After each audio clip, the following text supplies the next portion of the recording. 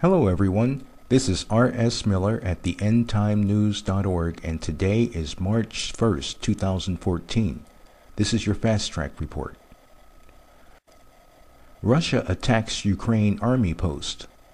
According to a Debka file report, Russia attacks Ukraine army post in Crimea.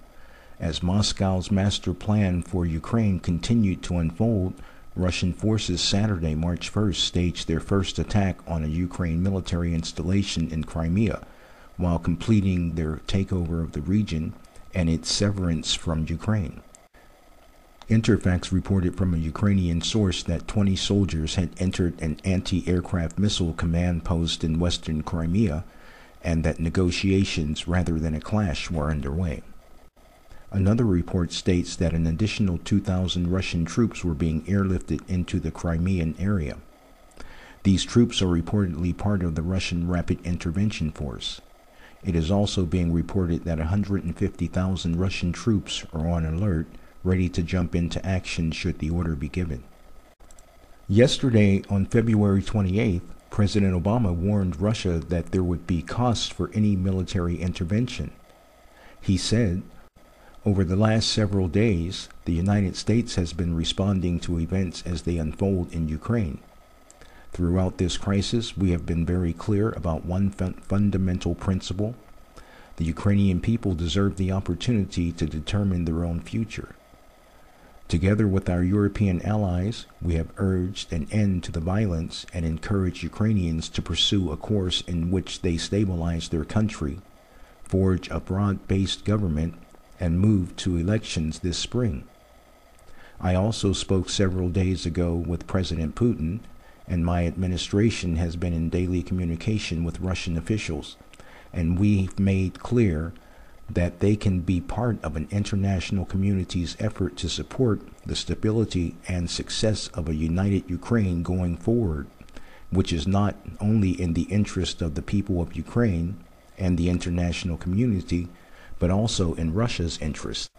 However, we are now deeply concerned by reports of military movements taken by the Russian Federation inside of Ukraine. Russia has a historic relationship with Ukraine, including cultural and economic ties, and a military facility in Crimea.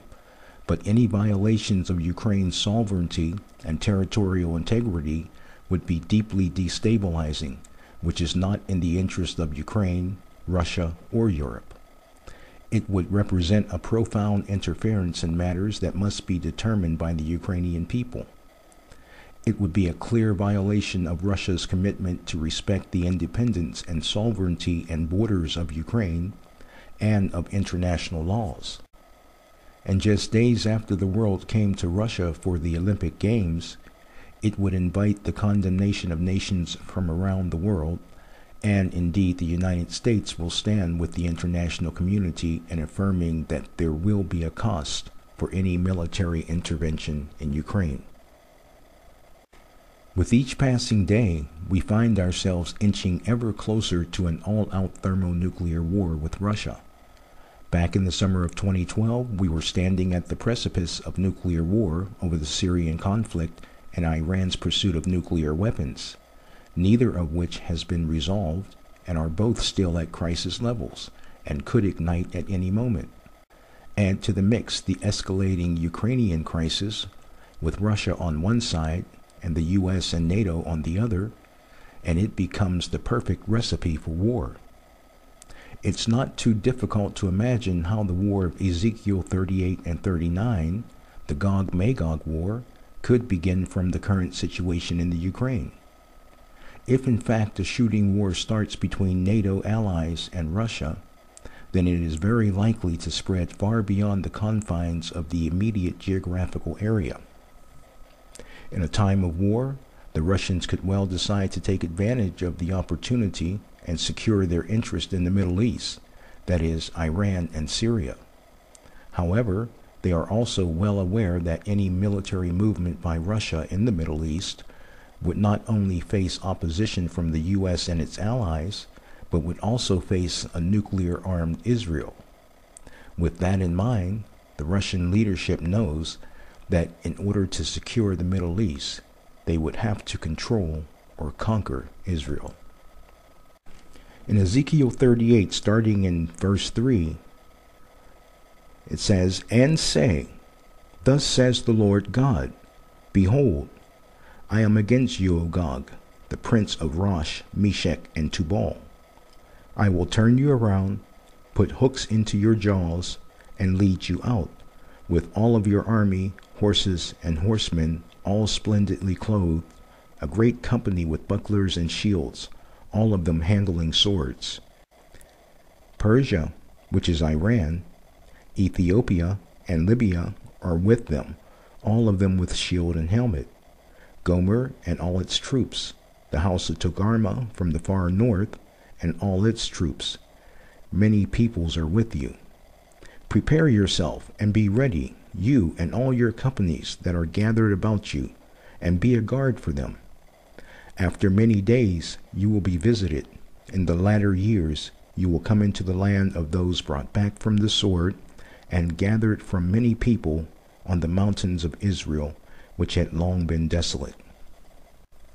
During an era of diplomacy, it doesn't make sense for Russia to take military action against Israel. But if a war with the West begins, diplomacy goes out the window. Remember what Hillary Clinton said while she was still in office: "Never waste a good crisis." Now, I am certain that she is not the only political figure who feels that way. Friends, I don't know whether or not the current Ukrainian crisis will lead us into World War III. Neither do I know whether or not Ezekiel 38 and 39 will be fulfilled at this time. But what I do know is that we are living in the last days, and I am absolutely convinced that all of Bible prophecy up to the Battle of Armageddon and the return of Jesus Christ will all take place within our lifetime, and more precisely, within the next several years. So that brings us to an all-important question. Are you saved? If you follow the link in the box below and pray the prayer of salvation with a sincere heart, you will be saved. May God bless you.